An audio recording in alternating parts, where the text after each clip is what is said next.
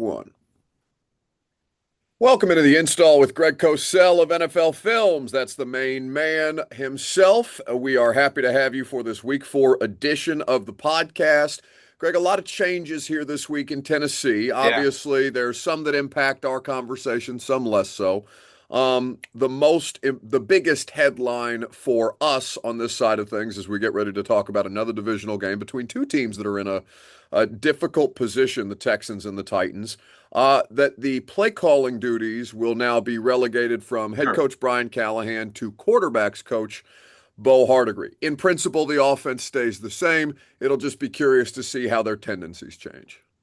Yeah, and that's always hard to know. Let's say after we see the game this Sunday, that's going to be hard to know exactly, what's called versus what's not called. Um, I know that Bo Hardigree's done this before, so he's not new to calling plays. Um, and I think when you're a younger head coach that doesn't have experience as a head coach, really, I mean, this would be Brian Callahan's second year, and obviously he called plays last year. I think that is a smart move because and the way in which they're playing, there's too many pre-snap penalties. There's too many penalties that would be viewed as discipline penalties. And Brian needs to focus on the whole team, not on worrying about what he's going to call on 3rd and 6. So, I mean, I think the move is the right one. Whether that leads to a victory or not, time will tell. They're obviously playing a team as well that's, going through hard times. So I guess, in the same vein, D'Amico Ryans, who was a genius a month ago, I guess he's now an idiot too. We know how that stuff works. So, and we'll see what happens. And they just got rid of their starting safety after their last game. So, Yeah. I guess Tennessee's not the only team where there's a little turmoil right now.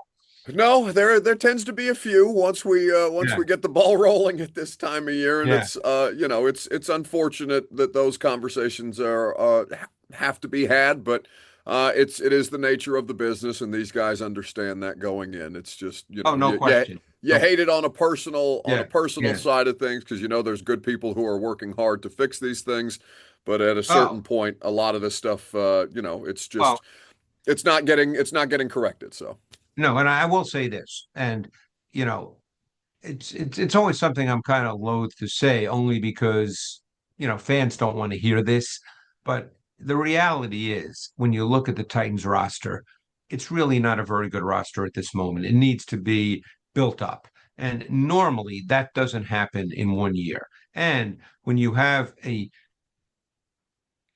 poor roster, let's not mince words, and a rookie quarterback, that's not a good mix.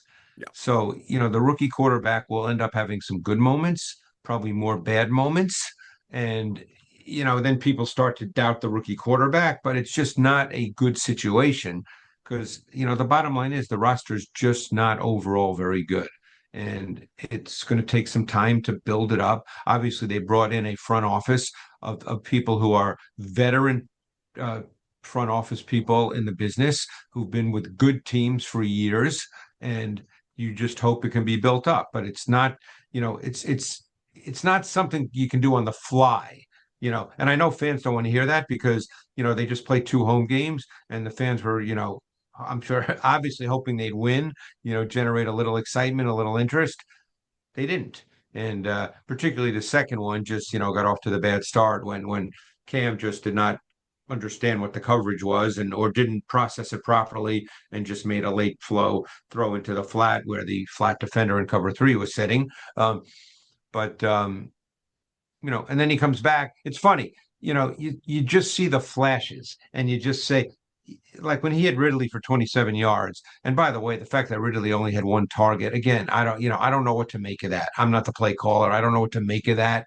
Mm. Um, but then he comes back and hits Ridley for 27 yards versus the same cover 3 when he threw a ball with amazing timing and anticipation as if he knew exactly what was going on. So you see the really good and then you see the tough. And when your O line is just not very good, and obviously they were playing backups on the right side, and that was, at times a little troublesome, as you know, because they obviously rotated 2 guys at right tackle, never a position you want to be in, and they both struggled mightily. It's just it makes it even harder for a rookie quarterback. So there's a lot of factors here. Um, it's just going to take time. And I've been doing this a long time, Buck, as you know. Uh, there's no shortcuts and there's no easy fix. Yeah, and I think that's tough for fans who live on a game by game basis to come to terms No with, question. and some of that is understandable, but it is important to keep the nuances of this thing in mind because Yeah, on the same way, fans will jump on a coach for play calling and without having the full grasp of what it is of that course. is going on in the meeting rooms, or a mistake that Cam Ward makes, like we'll talk about with this Right. pick six that he started the game off Well, that with. was his mistake all the way. He knows it. That was not a question. Correct. And there are miscues like that all over the place. So it turns out a team that was going to be in a difficult position no matter what this year is having some Right. struggles. Some have been amplified more than others. Right. And that is what has taken place so Because far through you this nailed it. It's start. week to week for fans. I mean, I remember last week, I'm hearing some people say, in the media, I'm not talking fans, in the media, gee, I wonder how long the Ben Johnson, Caleb Williams, marriage will last. And then this week, after the game Sunday, it's like, well, let's get Caleb Williams suited up for his Hall of Fame jacket. Yeah. I mean, that's the nature of the business, but the thing that I don't want to say concerning, but you have to really have a handle on it is when you don't have good O line play, what happens is your quarterback starts to develop bad habits. And you can coach those all day long. Okay. And I'm sure they're coached. I've been to training camps, stuff's coached. But then you get in the games and those bad habits come out because he just either starts to anticipate pressure, perceive pressure, or the pressure's real, and you start to develop bad habits, especially when you start to anticipate that, hey, because they're still human beings. So you drop back and you just feel like, hey, my O line is not really doing a great job. I'm going to get pressure. So you end up fundamentally not playing the position the right way. And Cam Ward has always had a little bit of a tendency to drift, a little bit. Not it wasn't terrible in college to the point where it's like, oh, that's bad. But he just has that little bit of a tendency, and that just gets magnified and worsened behind a bad O line. And you just really have to stay as a coach on trying to prevent that as much as possible. Yeah, we didn't talk to Kevin Zeitler or J.C. Latham yesterday in the locker room. We'll try and get a hold of them today to see what their potential availability Right. might be, Greg, because obviously that will matter a great deal as we'll get ready to talk about this Houston front. While Houston is struggling on offense, their defense has And their plenty of defense horsepower up front. their defense is really good. I mean, they've got two guys. I mean, if Latham can't go, that's going to be a significant concern because both those right tackles really had a hard time with speed to power. And Will Anderson is a top three speed to power pass rusher in this league. He's just a strong dude. And I'm sure everybody in Nashville, because it's SEC country, knows that. And he's a tough assignment. And this is not the best D line you want to be facing when you're struggling on the O line, particularly if the right side of the line is out again. Yeah. So before we dive into a little more detail on the Houston side of things, Greg, let's just talk about Cam because that conversation will be had week by week, no matter Yeah. what. The pick six on the first drive, he said that he made a mistake in where he asked Tony Pollard to go as he was directing traffic during the play. There was also, and we don't know what his primary read was necessarily, but Alec Iamaner, big body Well, wide receiver who he seems to like, was open on a slant concept you there, and I should have wonder thrown the what you ball. saw in the play. Yeah, I mean, here's what I typed. I'm going to read what I typed. Moore 32-yard interception return TD on 3rd and 9 resulted from Ward throwing late in the flat without an understanding of the coverage, which was cover three. Moore was the flat defender. Io Manor open on the slant route to the trips read side versus the soft cover three. That's where Ward needed to go within structure. That's where the ball needed to go. It was 3rd and 9, and they were playing soft. So Io Manor would have had a first down easily. That's the read side. It was the trip side. That's where the ball has to go. So for whatever reason, he just didn't process that. He didn't. I don't want to say he didn't see it because you never know what's in a guy's head, but it just didn't register to him. That's where the ball had to go. No, that plays on Cam. I mean, maybe Pollard wasn't in the spot Cam thought he'd be, but that becomes irrelevant. The ball should have gone to Iron Manor, and then you can't throw late in the flat like that against cover three. There's a flat defender sitting there.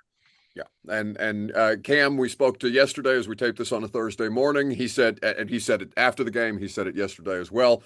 I just made a mistake there. That's on me. And he's also talked, Yes. Greg, about the pressure that he creates unto himself. Some of it is his offensive line struggling, but he is not. He is aware that he is also a part of the problem there. And then I think I've been telling you about that for months. Yeah, That's that he does that on occasion, and that's something else you have to work through. So like I said, these are all normal things, but when the O line adds to the issue, and this was the first game where they kind of had to throw almost on every snap at some point. Um, it becomes tougher. It just becomes because you can't control when you're throwing the ball when you get behind big. Okay, you yeah, can't. And with a young rookie quarterback, you really want to be in that situation where you can control when you throw the ball. Now, having said that, of course, there's going to be third and longs in every game, but you know, and everybody knows that. But you don't want to be in a situation where literally 90% of the plays have to be passes. yeah, Greg. I mean, their average third down is like 3rd and 8 plus at this point in time. I Yes. mean, they're just Yeah. and So there's a it's lot of penalties, it's factors here. offensive line. There's a couple of different Yeah. factors. There's a lot of factors here. And like I said, there's no shortcuts, there's no quick fixes. It's not great news for fans.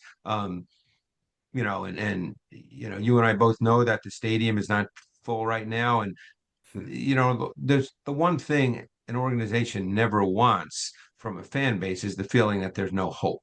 So, that's, I can't speak for fans. I can just tell you what the film shows and my experience, doing this for a long time. But this is going to be a hard year because they're just not that talented a roster. Yeah, and we understand that. Now, to the point of some of the more impressive moments, because I did think that Cam, despite the circumstance, found ways to rebound well. Yeah, The game got out of hand, and there yeah. were the thing that's really hurting them in particular, Greg, is that Calvin Ridley cannot be relied upon to consistently catch the football. And see, it's funny because I'm not saying they would have won the first two games. You never know. But, he's had some really troublesome drops, really troublesome. I mean, I remember, I think it was the second game on 3rd and 13 that he had a drop and that short circuited a drive. But no, he's had some really troublesome drops. Now, again, he only had one target this week. So, you and I are not in the meetings, but Yeah. at his best, he's a pretty big time receiver. He has not been at his best through three games, clearly, but he needs to be at his best. So I don't know what happened starting this week, and I'm Yeah. sure he's not, a happy camper about it. But he has nothing to complain about, unfortunately, because he's had some critical drops. Um, and the thing is, I one throw that I think Ward does make really well, and he's just missed a couple. He missed one to a Chig. We'll go Chig to Yeah. Chig this week on the seam ball, and I think he just rushed it a touch because there was an inside stunt, and I think it was Buckner perhaps who might have been bearing down on him, and I think he probably threw it just a millisecond earlier than he wanted it to. And like that's not a catchable ball to me. Like people might say, oh, it's another drop. That's not a drop, you know. But we saw that with Ridley in week one, I believe. Same thing, a Mhm. seam ball like that. It was actually right after the DK play where he thought DK should have bent it in. But he throws a really good seam ball. You know, this is just going to take time. I don't know what else to say. It's a hard deal.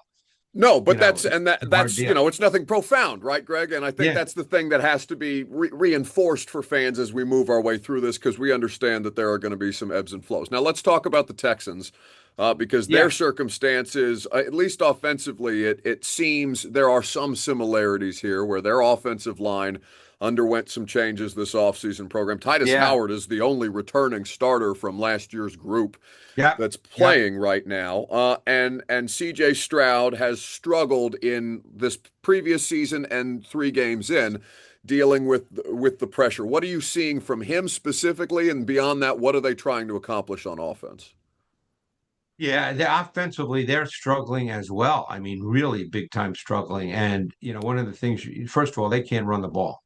And, you know, see, the thing about Stroud, his rookie season, he was so good as a timing anticipation thrower. Now, he was really well protected, so that made it, I don't, by NFL standards, easier. Um, Last year, there was more pressure on him and he struggled, sort of having to deal with the fact that there were more bodies around him. You've heard me talk many times about one of the transitions rookie quarterbacks and young quarterbacks have to make from college to the NFL is sort of an innate feel for what is pressure by NFL standards and what isn't pressure by NFL standards, because there will be bodies around you. And Stroud did not do a great job a year ago, even though they made it to the second round of the playoffs. Um, this year, somewhat similar. My sense watching the tape, and this is just a sense because I don't know what's in Stroud's head, but my sense is he's not been a confident thrower. I mean, there were times in the past, especially his rookie season, where he made high level timing and anticipation throws. We know he can do that. Now, for whatever reason, maybe mentally Buck. He's just playing faster because he's sensing that he'll be pressured. He's just not seeing those throws as viable, and he's getting stuck in the pocket. And even though he's not immobile, he's not a statue, he's really a pocket quarterback at his core. That's his game. Mm. On the defensive side of the ball, Greg, they are a force to be reckoned with, and they have They are very designed good.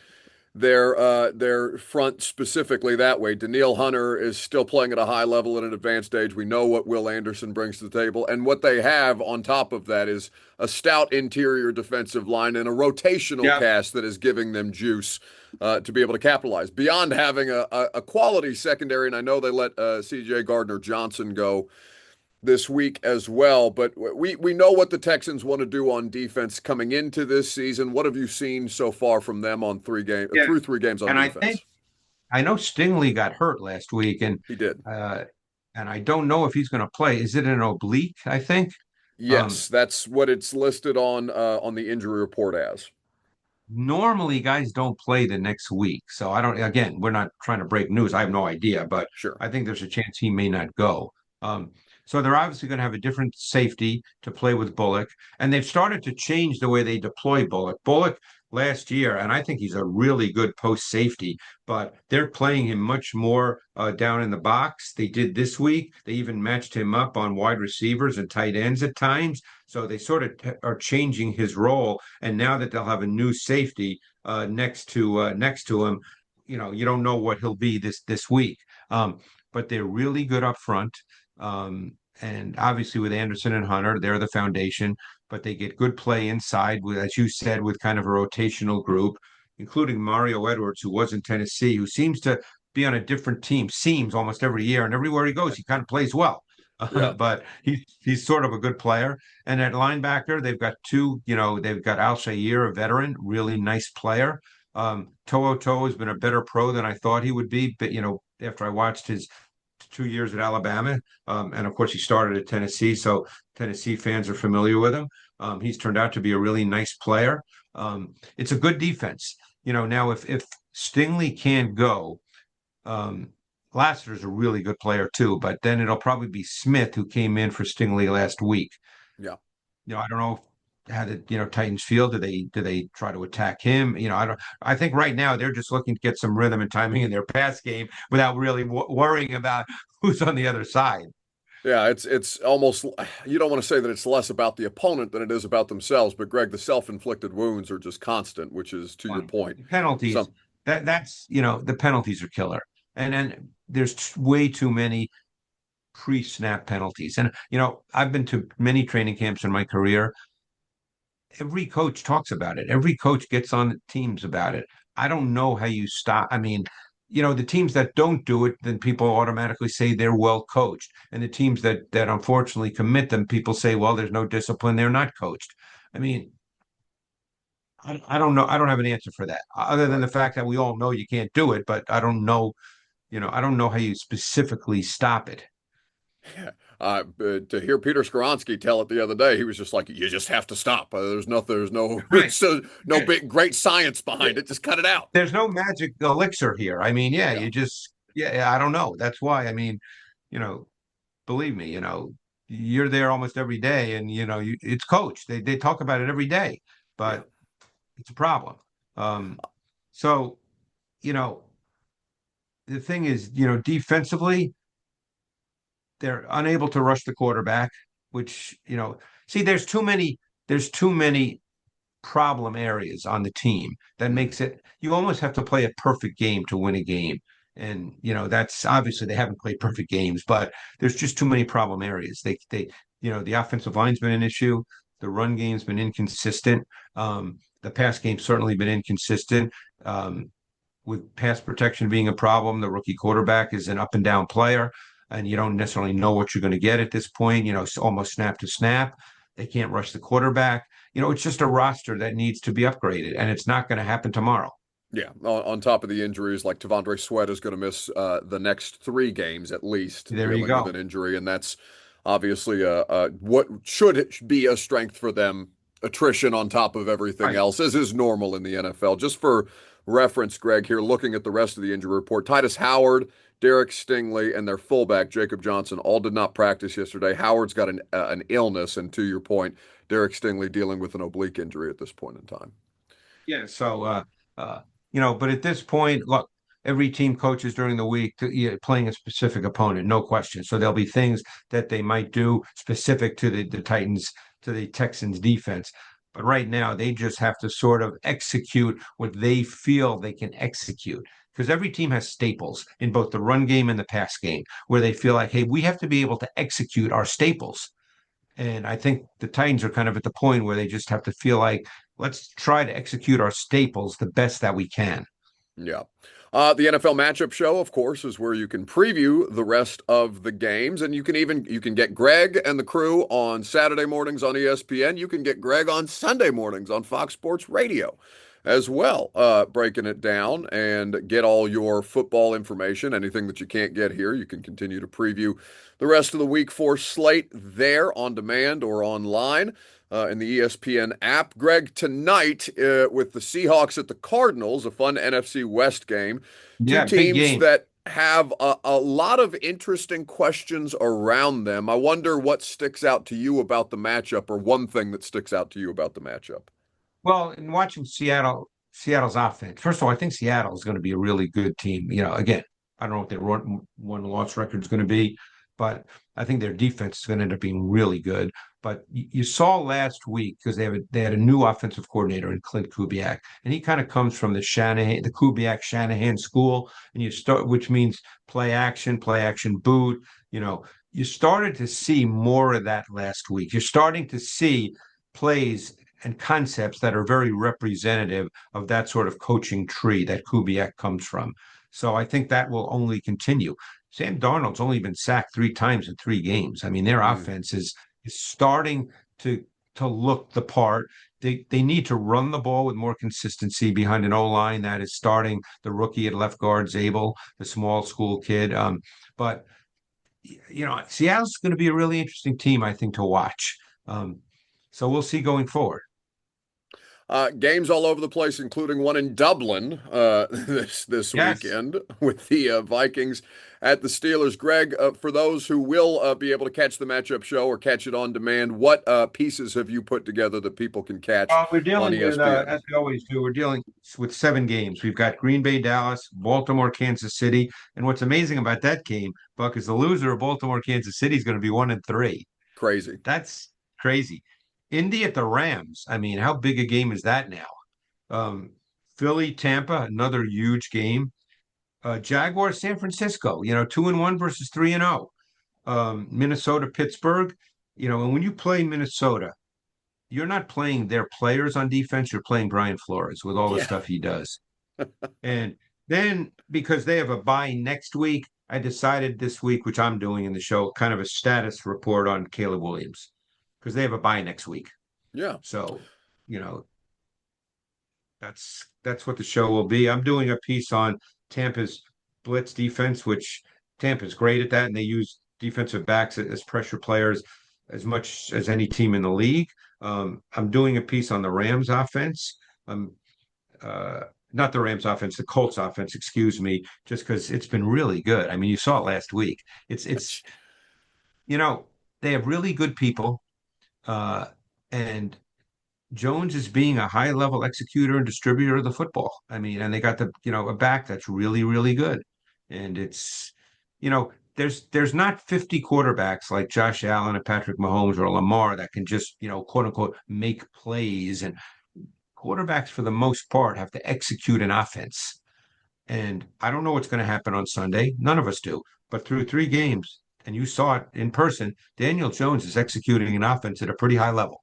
It looks like they're playing Madden out there, Greg. It doesn't Yeah, look like the yeah. same sport, to be honest with you. But it's awesome for Daniel Jones, and to see, I mean, Tyler Warren is obviously a bit of a cheat code for him, Yep. playing in that offense and how much he likes to go to the tight ends anyway. So it'll be a great week And of football. it's funny when things are going badly for a team like the Titans, unfortunately, that 17-yard scramble that Jones had on third Oof, down this week, where it seemed like 5 guys could have sacked. I mean, those are the kinds of things that happen when things are going bad. It yeah. just, and that was relatively early in the game when the game was still technically competitive.